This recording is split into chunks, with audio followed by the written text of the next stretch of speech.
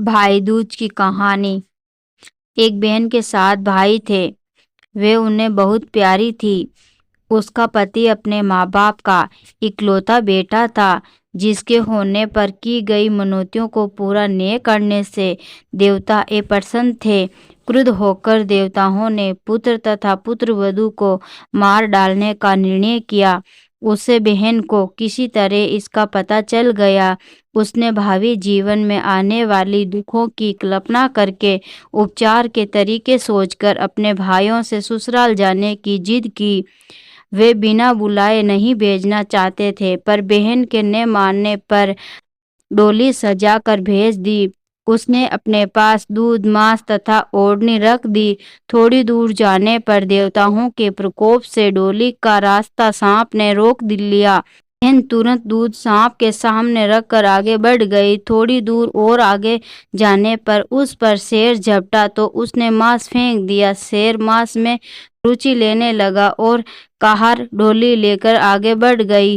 रास्ते में यमुना जी थी। ज्यों ही कहार डोली को यमुना से पार करने लगी, यमुना ऊंची लहरें उठाकर डोली को आत्मसात करने लगी। बहन ने ओढ़नी समर्पित कर यमुना की लहरों को शांत कर दिया। नववधु को बिना बुलाए घर पधारी पाकर ससुराल वाले बहुत ही प्रसन्न हुए। बहन ने आदेश दिया कि उसके गृह प्रवेश के लिए घर के पिछवाड़े फूलों का दरवाजा बनाया जाए। दरवाजा बना।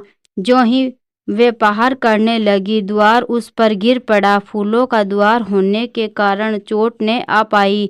घर में प्रवेश करके उसने सबसे पहले स्वयं खाना खाने का हठ किया। खाना खाने लगी तो खाने में सूचा कांटा मिला, जिसे उसने डिब्बी में सहेज लिया। शाम को घूमने का समय आया तो सबसे पहले उसने ही जूता पहना। जूते में काला बिच्छू था, उसने वे भी उसी डिब्बी में सहेज कर रख लिया।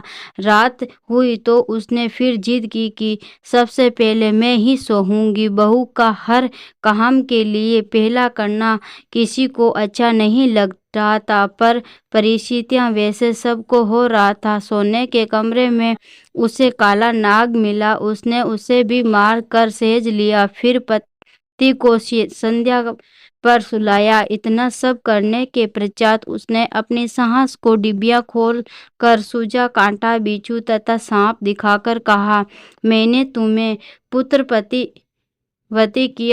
पुत्रवती किया है, अर्थात स्वयं कष्ट सह कर तुम्हारे पुत्र के जीवन की रक्षा करके अपने सुहाग को नया जीवन दिया है। ये सब कष्ट देवताओं के रुष्ट होने के कारण उठाए पड़े हैं। भविष्य में कभी भी मनौती मान कर पूरा करना न भूलना।